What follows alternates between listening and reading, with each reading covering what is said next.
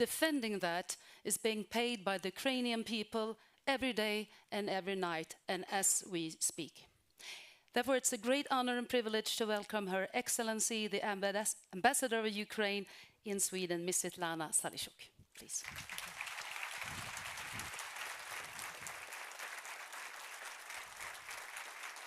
Thank you.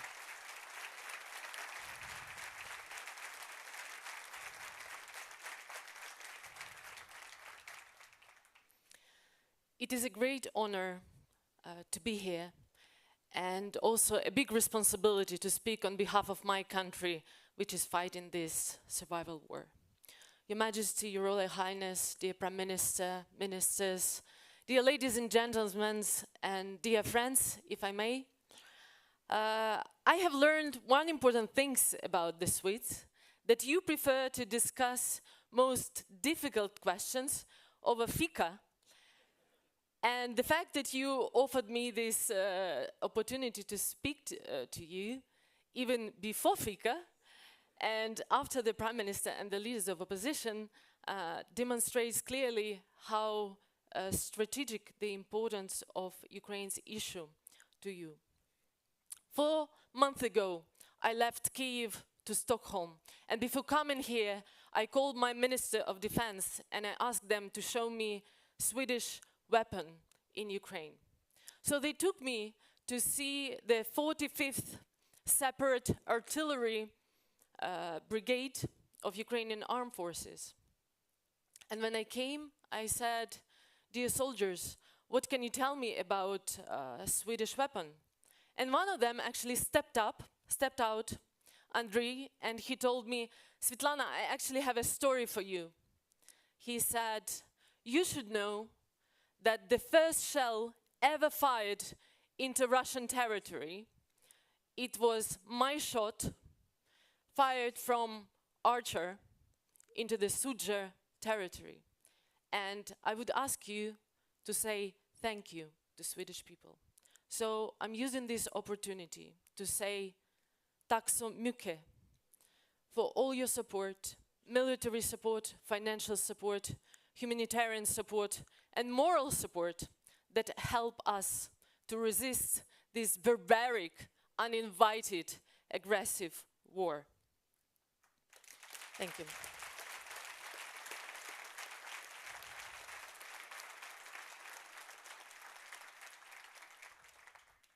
Actually, this story is not just about one shell that Andriy told me. This is a story about what solidarity, burden sharing, and mutual security, the topic I was asked to elaborate about today, my topic, means in practice. Looking back, almost after 4 years in this war, we can say that Ukraine, supported by the West, achieved extraordinary results. Russia failed in its core objectives, and that is not an accident. First of all, Ukraine survived, and that was not supposed to happen in Putin's mind. Ukrainian courage, supported by Western weapon and financial aid, prevented that. This alone destroyed Putin's plan for imperial restoration. NATO was reborn and expanded, and you know it better than anyone.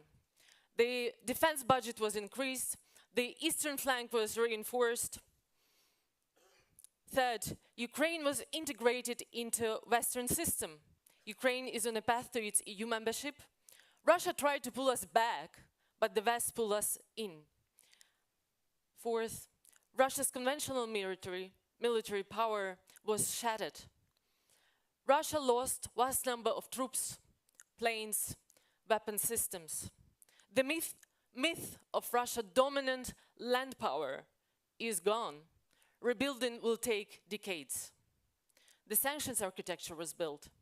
Unfortunately, sanctions did not collapse Russia, but they placed a ceiling on future Russia power. Conclusion. Russia wanted a submissive Ukraine, a divided West, and a weakened NATO. It got westernized Ukraine, a larger NATO, and a long-term confrontation it cannot win. Now, the hard question is whether the West will finish this job. Talking today about a path to mutual security requires more than ambition. It requires honesty as well. We must confront what went wrong over the last 4 years and identify the weaknesses that undermined our response. One point where I respectively disagree with the organizers today is the description of today's security environment. I read somewhere in the paper that it describes it as a highly unpredictable. I think it's quite certain that the shocks we have faced since 2014, and especially since 2022, are not exceptional disruptions. They are a trend. The world order we once knew is being systemically dismantled. International institutions and value-based partnerships are no longer the pillars that hold in the system together. We have entered the post-truth, post-West, and post-order era. Only the first week of 2026 alone put Venezuela and Greenland on the global security agenda. And buckle up, this is just the beginning of our take-off. The future of the world is being shaped right now, and it will not be shaped by those with the best values. It will be shaped by those who are the strongest. And the lessons learned in the war against Russia will determine whether our states and societies are prepared to survive not just the coming years, but decades of geopolitical turbulence we face. So let me turn to the challenging conclusions that matter most from Ukrainian-Russian war. First of all, the West fought the war as a crisis, while Russia fought it as a system. Russia mobilized its entire state for war, production, procurement, innovation. The West responded with short-term packages and ad hoc coalitions. Russia built a war machine. The West ran a donation model. The asymmetry was decisive, and actually is decisive right now. Secondly, escalation management replaced with the victory as a guiding logic. Western strategy was driven by the fear of provoking Russia. Weapons arrived only after Russia escalated, late, limited, and just enough to survive. Each red line, by the way, that was imposed by Putin was illusory, but months were late every time. Thirdly, I think something that Minister Stendergaard outlined during the EU Council, energy money funded Russia's war. For much of the war, Europe paid Russia for energy more than it gave Ukraine for the weapon. Europe financed actually both sides. Psychological warfare was also underestimated. Russia fought Western fear, fatigue, elections, and a media cycle. The Kremlin knew that democracies tire faster than the autocracies. The West never built a narrative of inevitable victory, only a crisis management. The fifth lesson is that Ukraine was treated as a recipient, not a strategic partner.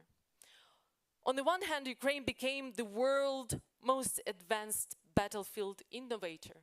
We became, if you want, a live fire laboratory with data, innovation, technology. Yet it was treated mainly as a buyer of Western weapons, not a co-producer or integrated defense partner. So the bottom line is, the West was not too weak to stop Russia. It was too slow, too cautious, too fragmented, and too afraid of its own power. So today, mutual security demands us to have a very genuine answers to the question, are we ready today? And are we able to fix all this? My final point, I've noticed that many of you came with a pin of a Swedish and Ukrainian flag. I also came with a pin, and I read it, of course, it's a gesture of solidarity, which is very touching, impressive, and I thank you for that. So I came also with the pin of solidarity, and probably you don't see it from the stage, but I'll describe it. It has wings, but it's also called a fighter jet. It's a little silver griffin. I believe this is the best symbol of solidarity today, that has the strength to protect the territorial integrity and the sovereignty here in